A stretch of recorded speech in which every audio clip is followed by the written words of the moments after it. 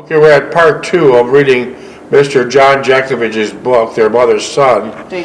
It's June 27th, 2024, and we're on page 77, chapter 4, which reads, Passes the Owensboro. Passes the Owensboro. And here we go. Oh boy. Excuse me. As I began walking down the street, it became apparent that I was in a residential area. The automobile, Annie looked at me and then her friend and said rather softly that she would ask her mother permission to use the car. She returned momentarily and with a pleased smile said her mother had consented to her using the car. It was both uncomfortable and relieved that my immediate problem was resolved and uncomfortable that I was imposing on several strangers. The automobile was an early model, two-door Chevrolet that appeared to be in excellent condition and none the worse for all the years of service it had seen. I felt awkward in asking where I would sit. Anne turned to me and smiled. Then she said I should sit in the front with her, as Mara would be more comfortable in the back. As we drove to the station, we began to talk a little bit about insignificant trivia. Although I did not feel a sense of flustered, I was a little dismayed at riding with two young women I did not even know. The feeling slowly abated the more I talked to Anne and Mar. After about 15 minutes of driving, we reached the station. I had not realized how far I wandered away from it. I felt all the more obligated in subjecting them to the extended driving and time involved in arriving here. I suggested that we stop at a small coffee shop at the bus station, and I would treat. They both agreed, and after I picked up my gym bag from one of the lockers at the bus station, I followed them into the coffee shop. It was fairly early yet, and I could always catch the last bus for camp. With that thought in mind, we began talking and getting better acquainted. Annie was well as her friend. Both worked full-time at Sevilla plant in town, as did Annie's mother. Both the girls also went full-time to Kentucky's Wesleyan College, a short distance from where they lived. Anne was studying to become a teacher as well as Mara, and they both were in their junior year of college. I mentioned that I strolled through the college earlier that day, and that was the reason I got lost. As we talked, I discerned that I was being attracted to Anne by some mysterious magnetic force, and that she was also sensing the same conscious connotation towards me. As the evening progressed, the intrigue became more intense and real. We discussed current events and how the war was going, and how long I'd been at Breckenridge, and where I was from. Several hours had passed. Anne called her mother and assured her she was all right, and she had not been in an auto accident or something. I was beginning to enjoy myself and their present company. What had transpired during my entire stay in town was worth all the pleasure it was experiencing now. As it was getting late, the last bus was due shortly. I began to contemplate how I was going to approach Anne and ask her if I see her again. I felt frustrated. I wanted to see her again, but I did not want to appear presumptuous. She must have sensed my dilemma, and she quickly asked if I came to town frequently. I opened up my avenue of approach and stated I liked the town and would like to return if at all possible. Then I made a strategic statement. I would like to return and see her once again. Without hesitating, she stated that she would like to see me again and that we would make some kind of arrangement to make it possible to meet in the near future. I told her that due to my training schedule, my time off was somewhat erratic and not too consistent. I suggested she give me her phone number where I might reach her, and I would give her a call to make arrangements to meet.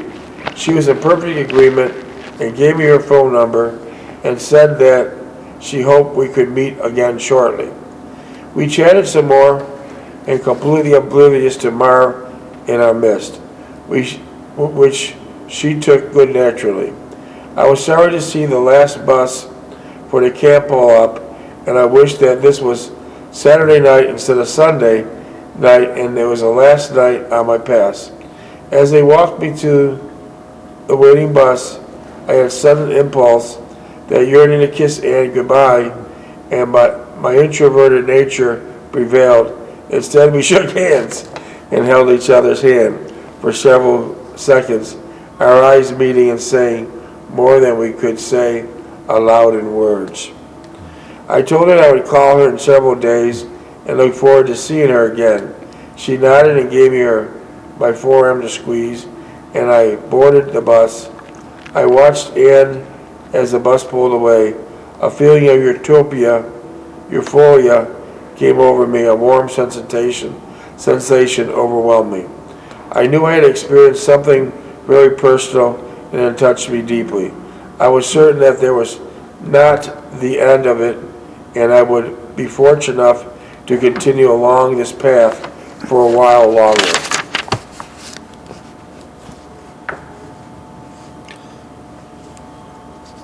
The bus was empty, and I was alone with my thoughts and feelings. What started out to continue to an uneventful had certainly and abruptly turned into a heartwarming occurrence. Suddenly, everything appeared insignificant, and the only reality was seeing Ann once again. How could this happen? A person I did not know 6 hours ago so changed my mood and outlook. I closed my eyes, and there was a mental image of how she looked and how she walked and how she smiled. Her whole face would glow. I was so full of my thoughts of Ann that I was not aware that perhaps I might be in love, or maybe, just maybe, there might be such a thing as love at first sight.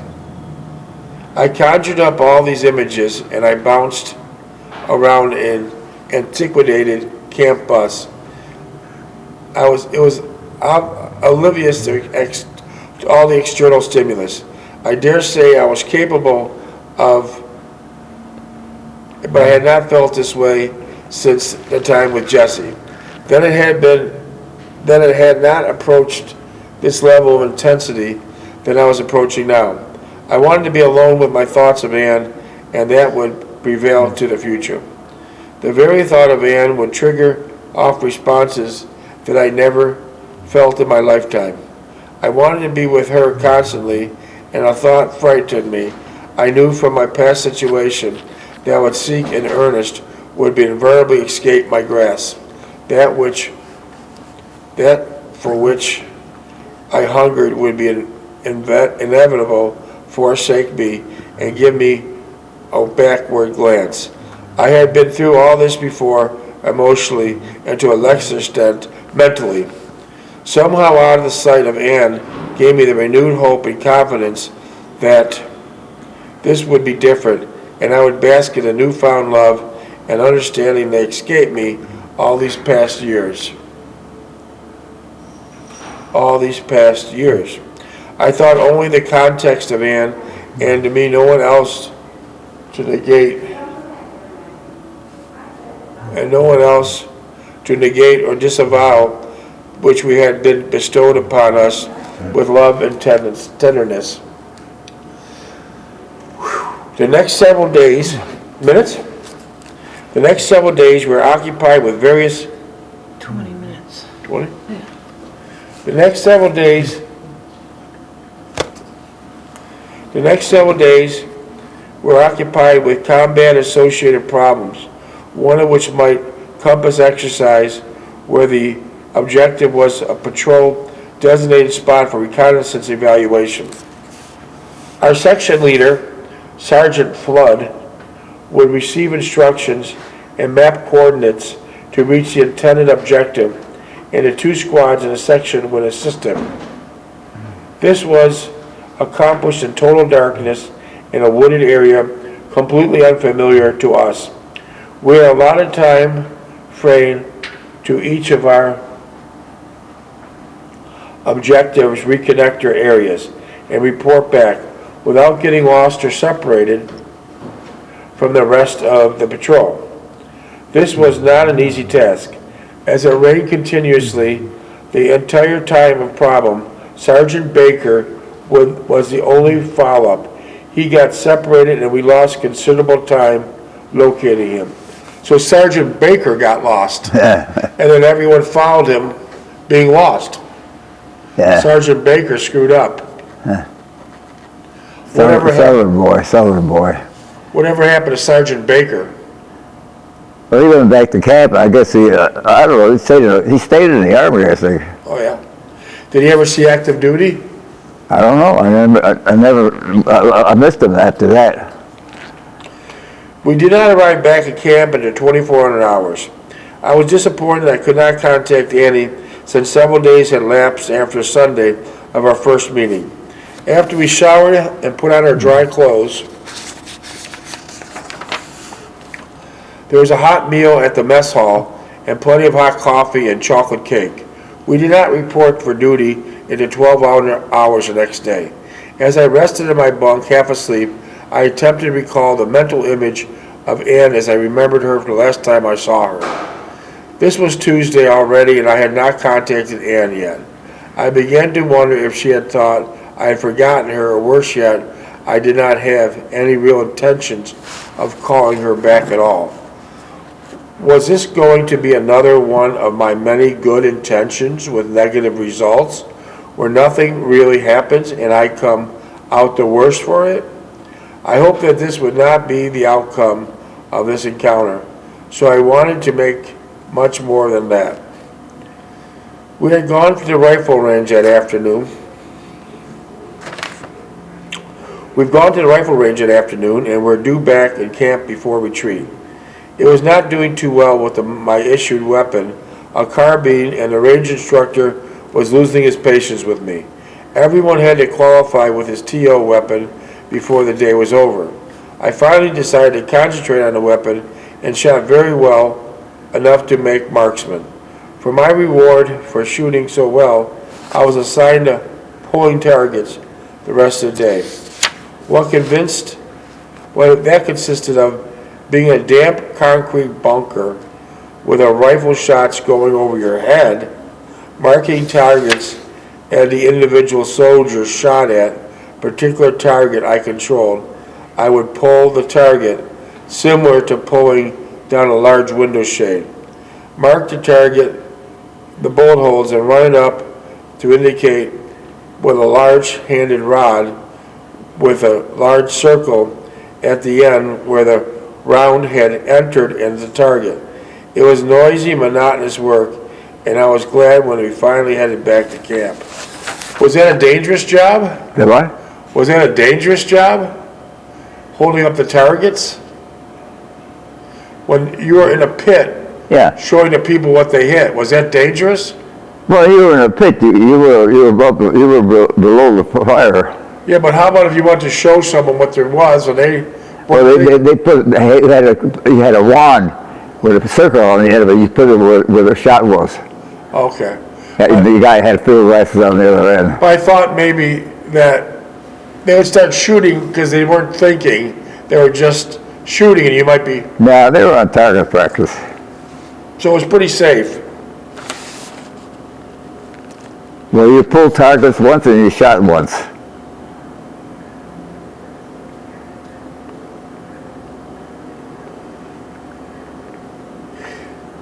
After chow that night, I got my first chance to call Ann. I quickly rushed into the PX, into the bank of public phones.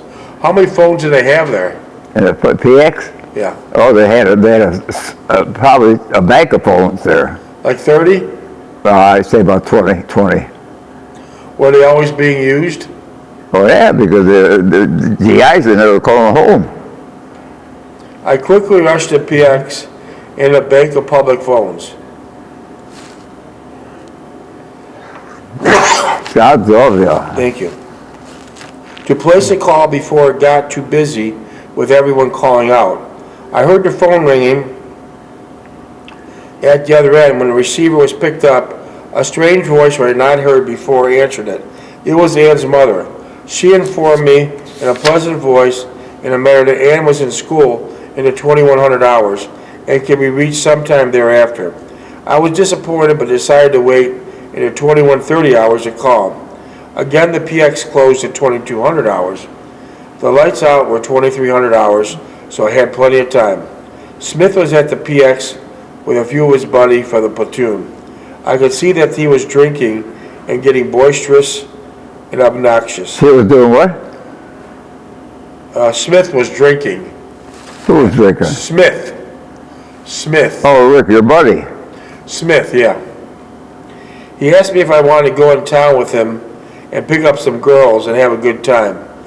I did not answer him and instead asked him how Betsy and Elaine were doing. He mumbled something incoherent and stumbled over to the next table. I was glad I did not want to get into a lengthy conversation with him. Bad luck on how he missed Betsy. It was past 2130 hours and I phoned Ann again. She answered the phone and I was relieved that I'd finally gotten in touch with her. She sounded great and I had that tingling sensation again just listening to her voice. I told her that I would like to see her again this weekend and that it does not have anything planned. She remarked that she did not and was hoping that I would call her. Hey Jen? Yeah, It's only 28 minutes before the thing, don't have a lot of stuff going on. okay. So you want to end it right here and give me a pen and I'll mark it? Yeah, And then the debate's going to be starting. Am I? The debate is going to be starting. Oh. okay. So tomorrow we'll continue. What time is it? 9? It's 8:35, but they start watching them come in and Yeah. all the up stuff. Okay, all right, we're gonna cut it right here. Okay.